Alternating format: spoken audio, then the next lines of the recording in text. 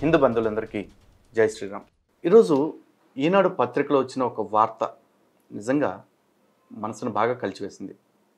అయితే ఇలాంటి విషయంలో కూడా మతాన్ని చూస్తున్నాడు ఏంటి అని అనుకోవద్దు దయచేసి. నిజానికి ఒక ఆడబిడ్డ, ఆవిడ యవ్వనంలో ఉన్న, బాల్యావస్థలో ఉన్న, వృద్ధాప్యంలో ఉన్న, నడి వయసులో ఉన్నా సరే, డాటర్ ఈజ్ ఎ డాటర్ అంతే. ఇందులో ఎటువంటి సందేహం లేదు, ఎటువంటి సెకండ్ థాట్స్ లేదు. కానీ ఈ విషయం వెనకాల మతాన్ని ఎందుకు చూడాల్సి వస్తుంది అనే తర్వాత చెప్తా. దానికంటే ముందు ఒకసారి వార్తను వినిపిస్తా.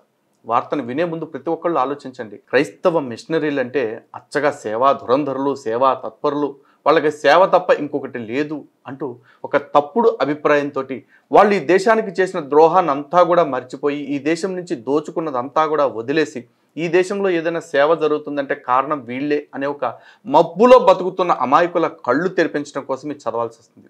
దయచేసి చూడండి. ఈ టైటిల్ చూశారు కదా, ఎవరిది పాపం, ఆ బిడ్డకు ఎందుకీ శాపం. పసిబిడ్డ ఇమేజ్ కాబట్టి దాన్ని మేము బ్లర్ చేయటం జరుగుతోంది. వసతి గృహంలో ఉంటున్న బాలికకు గర్భం, ప్రసవం అనంతరం శిశువును విసిరేసిన వైనం. ఇక వార్తలోకి వస్తే, తల్లి పొత్తిళ్లలో నులివెచ్చగా సేద తీరాల్సిన శిశువు పుట్టిన మరుక్షణమే మృత్యుదరికి చేరింది. ఈ పాపానికి బాధ్యులెవరు? ఈ బాలికకు ఈ స్థితిని తీసుకొచ్చింది ఎవరనే విషయమై పోలీసులు అన్ని కోణాల్లో దర్యాప్తు చేస్తున్నారు. ఓ మిషనరీ వసతి గృహంలో ఉంటూ ఇంటర్ చదువుతున్న బాలిక గర్భం దాల్చడం ఏలూరు నగరంలో చర్చనీయాంశమైంది. ఏలూరు అశోక్ నగర్లోని ఓ మిషనరీ వసతి గృహం భవనం కిటికీ నుండి ఆదివారం ఉదయం ఓ బిడ్డను బయటకు విసరటం పక్కనున్న అపార్ట్మెంట్లోని ఓ మహిళ కంటపడింది. ఆమె పోలీసులకు సమాచారం అందించారు. 2 టౌన్ సిఐ రమణ సిబ్బందితో ఘటనా స్థలానికి చేరుకున్నారు. విషయం తెలుసుకున్న స్త్రీ శిశు సంక్షేమ శాఖ అధికారులు అక్కడికి వెళ్లారు.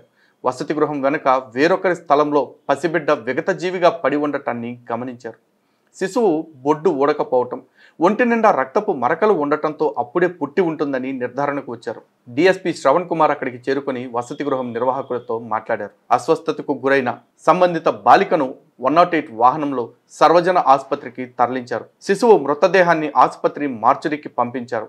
విద్యార్థిని ఉండే గదిని, ఆమె స్నేహితులను పోలీసులు విచారించారు. క్లూస్ టీంను రంగంలోకి దింపారు. అయితే దీనంతటి వెనకాల జరిగింది ఏమిటి అనేది కూడా వార్తలో కొనసాగింపుగా రాశారు. బాలికతో పరిచయం పెంచుకుని అనే శీర్షికతోటి పెట్టారు. మిషనరీ వసతి గృహంలో పలు ప్రాంతాల నుంచి వచ్చిన బాలికలు, యువతులు, సిస్టర్స్ అంటే బ్రాకెట్లో నన్స్గా శిక్షణ పొందుతూ ఉంటారు. ప్రస్తుతం గర్భం దాల్చిన బాలిక నంద్యాల నుండి వచ్చి నగరంలోని ఓ కళాశాలలో ఇంటర్ ద్వితీయ సంవత్సరం చదువుతోంది. ఈ ఘటనకు సంబంధించి ఓ మిషనరీ బ్రదర్పై అనుమానాలు వ్యక్తం చేస్తున్నారు. నగర సమీపంలోని ఓ మిషనరీ కేంద్రంలో బ్రదర్లుగా శిక్షణ పొందుతున్న కొంతమంది తరచూ ఇక్కడికి వచ్చి వెళ్తూ ఉంటారని, ఈ క్రమంలో ఈ బాలికతో పరిచయం పెంచుకున్న ఒకరు శారీరక సంబంధం పెట్టుకోవటం వల్లే గర్భం దాల్చినట్లుగా అనుమానిస్తూ ఉన్నారు. చూశారు కదా, మిషనరీస్లో వీళ్ళు పిలిపించుకునే పిలుపులు బ్రదర్స్, సిస్టర్స్. కానీ ఇక్కడికి వచ్చేపటికి బ్రదర్ మేక్ మీ మదర్ అన్నట్లుగా తయారైపోయింది. ఏంటి బ్రతుకు?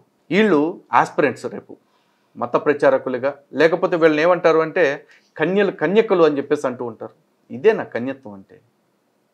ఒక ఇంటర్మీడియట్ చదివే పసిపిల్ల మీద నీ శారీరక వాంఛలు తీర్చుకుని ఆ అమ్మాయి బిడ్డకు జన్మనిచ్చిన తర్వాత ఆ బిడ్డను నిర్దాక్షిణ్యంగా ఇట్లా తుప్పల్లోకి, పొదల్లోకి విసిరేసి పసిపిల్లల ప్రాణం తీయటం ఇదేనా మీకు బైబిల్ నేర్పిన ప్రేమ అంటారు? ఓ సొల్లు కబుర్లు చెప్తా ఉంటారు. క్రైస్తవ్యం అంటే ప్రేమ, శాంతి, జాలి, తొక్క, తోలు అని చెప్పేసి.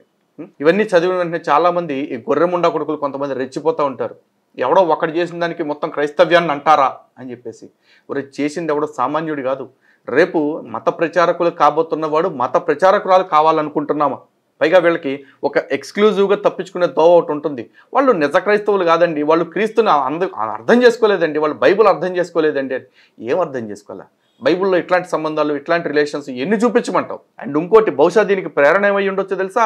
బైబుల్లోని 2వ సమయంలో చూడండి, అక్రమ సంబంధం కారణంగా, అంటే దావీదు బత్షెబా అనే అమ్మాయిని వివాహం చేసుకోక ముందు వేరొకరి భార్యగా ఉన్న ఆమెతోటి లైంగిక సంపర్కం పెట్టుకుని కన్న బిడ్డ కాబట్టి ఆ బిడ్డను స్వయంగా దేవుడే చంపించాడు, బైబిల్ దేవుడు.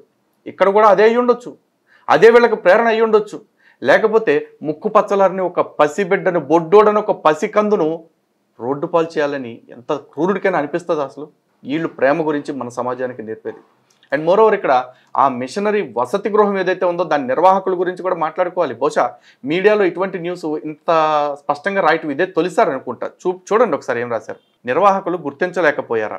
వసతి గృహంలో ఉంటున్న బాలిక గర్భం దాల్చి ప్రసవించే వరకు నిర్వాహకులు గుర్తించలేకపోయారా? అక్కడ పర్యవేక్షణ కరువైందా అని పలువురు ప్రశ్నిస్తున్నారు. నెలలు నిండిన నేపథ్యంలో శారీరక ఆరోగ్య పరిస్థితుల్లో వచ్చే మార్పులు వచ్చినా గమనించలేకపోయారా అని అంటున్నారు. వసతి గృహం గదిలో తోటి విద్యార్థినులు ప్రసవానికి సహకరించారని, అప్పుడు కూడా నిర్వాహకులకు విషయం చెప్పలేదని తెలుస్తోంది. పోలీసులు బాలికను ఆసుపత్రికి తరలించారు. ఈ విషయమై డీఎస్పీ శ్రవణ్ కుమార్ మాట్లాడుతూ, అశోక్ నగర్లోని వసతి గృహం వెనక ఖాళీ స్థలంలో ఆడ శిశువు మృతదేహం ఉందని సమాచారం రావడంతో పరిశీలించామని తెలిపారు. కేసు నమోదు చేసి దర్యాప్తు చేస్తున్నామన్నారు. ఆరోపణలు ఎదుర్కొంటున్న బ్రదర్ను పోలీసులు అదుపులోకి తీసుకున్నట్లు తెలిసింది. కర్మేంటంటే ఇంత జరిగిన తర్వాత కూడా ఇంకా వాడిని మాత్రం బ్రదర్ బ్రదర్ బ్రదర్ అంటూనే ఉన్నారు. బ్రదర్ బ్రదర్ అంటూనే వాడు కడుపులు చేస్తున్నాడు అంటే వాడు రేపు ఇంకా శిక్షణ పూర్తి చేసుకునే ఫాదర్ అయితే ఇంకేం అరాచకాలు చేస్తాడో ప్రత్యేకంగా చెప్పక్కర్లా. ఇవి బయటకు వచ్చింది కాబట్టి ఇలా మాట్లాడుతున్నారు. బయటికి రాని ఇట్లాంటి సంఘటనలు ఇంకెన్ని ఉన్నాయో, ఇంకా ఎన్ని రకాలుగా ఇటువంటి వాటి మీద నిఘా పెట్టాల్సి ఉంటుందో ప్రతి ఒక్కళ్ళు మీరు ఆలోచించుకోండి. అలాగే తెల్లగౌను తెల్లగొడ్డలు వేసుకుని నెత్తిన ముసిగేసుకున్నంత మాత్రమే వీళ్ళంతా అమాయకులు, వీళ్ళంతా శుద్ధపోసలు అనుకుంటున్న సమాజం ఎవరైతే ఉన్నారో, మరీ ముఖ్యంగా హిందూ సమాజం అంటే మిషనరీలు చాలా మంచోళ్ళండి, మిషనరీ స్కూల్స్తో చాలా సేవ చేస్తున్నారు, మిషనరీస్ హాస్పిటల్స్ పేరుతో చాలా సేవ చేస్తున్న వాళ్ళ ఎవరైతే అనుకుంటున్నారో, అలా అనుకుంటూ మీ ఆడపిల్లల్ని ఆ మిషనరీ స్కూల్స్ హాస్పిటల్స్లో జాయిన్ చేస్తూ అమ్మయ్య ఆల్ ఈజ్ వెల్ అనుకుంటున్న వాళ్ళు కళ్ళు తెరవండి.